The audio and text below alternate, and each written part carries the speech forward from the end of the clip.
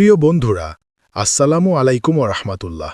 বন্ধুরা, ইসলামের ইতিহাস ও কোরআনিক বর্ণনায় অনেক শিক্ষণীয় গল্প বিদ্যমান, যার মাধ্যমে আমরা জীবনের জটিল সমস্যাগুলোর মধ্যে আল্লাহর শিক্ষা ও রহস্য বুঝতে পারি। এই রচনায় আমরা হজরত মুসা আলাইহিসসাল্লাম ও খিজির আলাইহিসসাল্লামের কাহিনী বিশদভাবে আলোচনা করব, যা আমাদের ধৈর্য, জ্ঞান, বিনয় এবং আল্লাহর পরিকল্পনার প্রতি বিশ্বাসের গুরুত্বপূর্ণ শিক্ষা দেয়। হজরত ইবনু আব্বাস রাদিয়াল্লাহু আনহু হতে বর্ণিত, তিনি বলেন, হজরত উবাই ইবনু কাব রাদিয়াল্লাহু আনহু রাসূলুল্লাহ সাল্লাল্লাহু আলাইহিসসাল্লাম হতে আমাদের নিকট বর্ণনা করেছেন যে হজরত মুসা আলাইহিসসাল্লাম একদা বনি ইসরায়েলের এক সমাবেশে ভাষণ দিতে দাঁড়ালে তাকে জিজ্ঞেস করা হলো, কোন ব্যক্তি সর্বাধিক জ্ঞানী? মুসা আলাইহিসসাল্লাম বললেন, আমিই সর্বাধিক জ্ঞানী। কিন্তু এটি তার অহংকার প্রকাশ করেছিল এবং আল্লাহর নির্দেশ অনুযায়ী এটি তিরস্কৃত হল। আল্লাহ তাআলা তাকে জানালেন যে তার চেয়েও একজন বান্দা বেশি জ্ঞানী। সেই বান্দার নিকট পৌঁছানোর জন্য মুসা আলাইহিসসাল্লামকে সফরে বের হতে হবে। এই বার্তা থেকে আমরা বুঝতে পারি যে মানবজ্ঞান কখনোই সম্পূর্ণ নয় এবং সত্যিকারের জ্ঞান শুধু আল্লাহর কাছে। কোনো প্রামাণিক সূত্রে স্পষ্টভাবে উল্লেখ নেই যে হজরত মুসা আলাইহিসসাল্লামের এই সফর কখন ঘটেছিল এবং সঙ্গমস্থল কোথায় ছিল।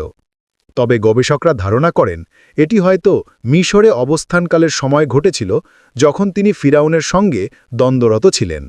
আর সেই সঙ্গমস্থলটি ছিল সম্ভবত শ্বেতনীল, হোয়াইট নাইল ও নীল নীল, ব্লু নাইলের মিলনবিন্দুতে, যা বর্তমানে খার্তুম শহরের স্থান। মুসা আলাইহিসসাল্লামের যাত্রা এবং মাছের কাহিনী। হজরত মুসা আলাইহিসসাল্লাম বললেন, হে আমার প্রতিপালক, আমি কিভাবে তার নিকট পৌঁছাতে পারব? তখন আল্লাহ তাআলা নির্দেশ দিলেন, একটি থলিতে মাছ নাও, যেখানে মাছটি হারাবে সেখানেই আমার বান্দা অবস্থান করছেন। মুসা আলাইহিসসাল্লাম একটি মাছ ধরলেন এবং থলিতে রাখলেন। এরপর তিনি তার সাথী ইউশা বিন নুনকে সঙ্গে নিয়ে যাত্রা শুরু করলেন। একসময় তারা একটি পাথরের কাছে পৌঁছালেন, যেখানে বিশ্রাম নিলেন। মুসা আলাইহিসসাল্লাম ঘুমিয়ে পড়লেন এবং সেই সময় মাছটি থলি থেকে বের হয়ে সমুদ্রে লাফিয়ে চলে গেল। আল্লাহ তাআলা মাছটির পথকে সমুদ্রের মধ্যে একটি সুড়ঙ্গের মতো করে দিলেন। এটি এক রহস্যময় ঘটনা, যা আল্লাহর অসীম ক্ষমতা এবং পরিকল্পনার দিক নির্দেশ করে। পরের দিন সকালে মুসা আলাইহিসসাল্লাম তার সাথীকে বললেন, আমরা তো সফরে ক্লান্ত হয়ে পড়েছি, এখন আমাদের খাবার আন। তখন ইউশা বিন নুন তাকে মাছের ঘটনার কথা স্মরণ করালেন। এটি একটি চমকপ্রদ শিক্ষা যে আল্লাহর নির্দেশনায় ঘটে যাওয়া ঘটনাগুলো প্রায়শই আমাদের জ্ঞান বা বোঝার বাইরে। খিজির আলাইহিওয়াসাল্লামের সাথে সাক্ষাৎ। মুসা আলাইহিওয়াসাল্লাম এবং ঈসা যখন তাদের